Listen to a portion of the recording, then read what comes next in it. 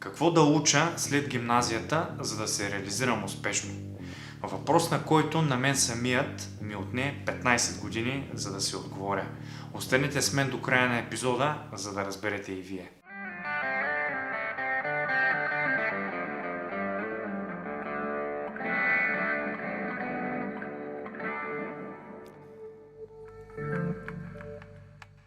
На този етап, когато бях 12 клас, бях с убеждението, че това, което ще запиша да уча, ще е и това, което ще работя след като завърша. На 100% и нямах никакво съмнение. И това много ме объркваше. Ще ви призная, че към този момент хоризонта ми за планиране стигаше до следващата контролна в училище. В някои ситуации, може би, до края на срока. А сега ситуацията, в която се бях отзовал, беше такава, че трябваше не само да взема решение какво ще уча в следващите 4 години, които, повярвайте, на мен ми се струваха като цяла вечност, но и на всичкото наотгоре трябваше да реша какво ще работя след това. Към този момент убеждението ми беше, че образованието ще определи и работата ми. И много хора на моята възраст мислихме точно по този начин. Но грешах. Сега ще ви разкажа обаче малко повече, защото отговорът не е толкова прост. За да започна от някъде, ще ви кажа следното. Важно ли е образованието за работата, която ще работим? Важно е. Определящо ли е обаче? Не. И тук става интересно. Ще ви дам малко повече контекст.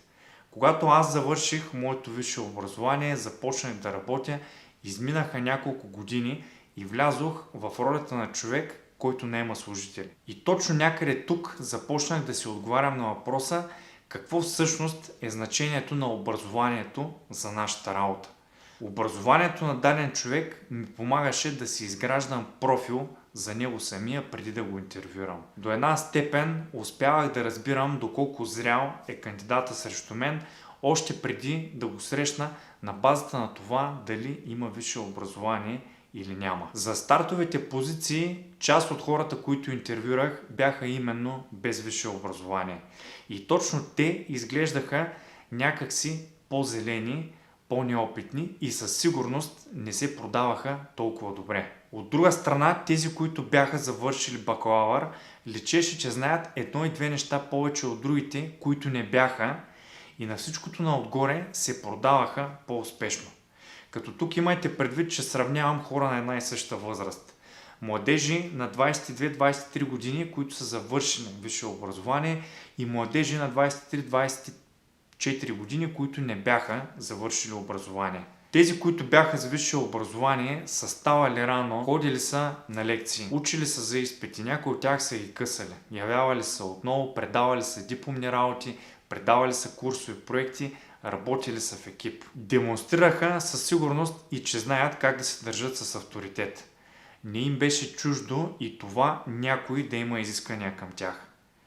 И другите знаят, и другите показваха тези качества, не ме разбирайте погрешно, но със сигурност завършилите бакалавър устойчиво демонстрираха, че са поне една крачка напред в това си разбиране спрямо останалите, които не бяха завършили висше образование. И на всичкото наотгоре някои от тях имаха доста добри теоретични познания относно бизнеса и бизнес средата. Генерално оставаха впечатление на по-зрели хора. Не в пълния смисъл на думата и не зрели само и само защото имаха диплома. Но живота вече ги беше сблъскал с предизвикателства, които много напомняха работната среда. И още по-важното. Те бяха устояли на тези предизвикателства и се бяха дипломирали. Това на мен ми даваше доста добър сигнал за тях самите, какво мога да очаквам от тях преди дори самото интервю. Също така знаех и виждах от опит, че обучението с тях върви по-лесно и те вече бяха поне няколко крачки по-напред в посоката, която аз търся. За да обобщя, младежите, които бяха без образование, личеше, че са по-зелени, на моменти дори наивни по-детски. От друга страна, тези, които бяха завършили висше образование, имаха обективно по-развити качества и успяваха да се продават по-успешно. Тук трябва да ви кажа, че имаше изключение и от двете страни, но в момента говоря генерално. Обратно към въпроса, какво да учите? Ако вече сте решили и имате готов отговор, давайте, каквото и да е то. Колкото и както и да звучи на останалите около вас. Решението е ваше. Ако обаче не сте сигурни, но имате желание да сте успешни по-нататък в кариерата си, учете нещо, което да ви срещне с много хора. Запишете нещо, което генерално ще ви обясни как работи света около вас. Социално-икономическите науки за мен са най-добрите по този показател. Ако се чудите и нямате твърдо решение, това може би е най-добрият избор за вас. Давам ви няколко примера. Запишете икономика. Мога да ви изброя десетки роли, в които познанията по икономика ще ви бъдат полезни.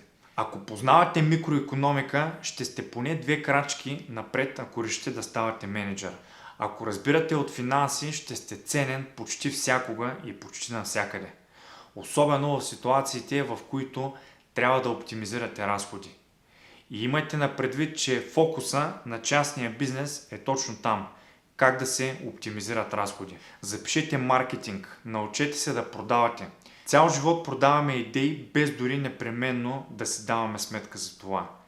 Ще започнете работа, ще се срещнете с шефа си, ще имате някаква идея. Продайте я. Това е безценно качество, на което маркетинг може да ви научи. Туризъм. За да знаете как да работите и как да обслужвате клиенти. Какво по-ценно? Тези 3 специалности биха могли да ви дадат добра основа за над 90% от офис длъжностите. Ето това за мен е смисълът на образованието. Да ни даде една основа, на която да стъпим и оттам да продължим напред, а не непременно да определи професията ни. Има обаче някои професии, за които образованието е задължително. И образованието там определя професията ни. Ще ви дам няколко примера. Юрист, лекар, инженер. И няколко други, разбира се. Ако искате това да работите, учете го. За обиколен път там няма. Няма лекар без лекарско образование. Никой няма да ви даде да строите сгради или да работите с ток, ако не сте инженер. За юрист въобще има ли смисъл да ви давам пример? Така или иначе за над 95% от работите, които ще ви наемат, ще ви обучат преди да ви оставят да работите самостоятелно. Дипломата е важна и ще ви отвори много врати. Ще ви отвори врата за интервю, ще построи вашия профил пред този, който ще ви интервюра. Ще ви даде опит, ще ви даде познания и ще ви даде връзки. Но запомнете, компаниите в частният сектор търсят хора, на които могат да разчитат. Дипломата не означава непременно, че вие сте такъв. По-важното, развивайте качества, които са ценни и които се търсят. Бъдете организирани, отговаряйте систематично, мислете, задавайте въпроси. Бъдете точни, научете се какво означава да сте човек, на който може да се разчита. Възпитавайте трудолюбието в себе си. Образованието би могло да ви помогне да възпитате тези качества. Поставете се в обувките на работодателя. Вие не искате да наемете диплома, вие искате да наемете някой, който да върши добра работа и да може да разчитате на него. Дипломата е добър инструмент, който ще ви отвори много врати. Но какви качества притежавате и какви качества развивате в себе си, ще е истински ценното за вас и вашето бъдеще. Благодаря ви, че останахте с мен до края на този епизод. Надявам се, казаното до момента резонира с вас. Ако това е така, оставете по един лайк на видеото, абонирайте се на канала и стойте на линия за много други видеа, които предстоят. Още веднъж благодаря за вниманието и ви пожелавам хубав и успешен ден.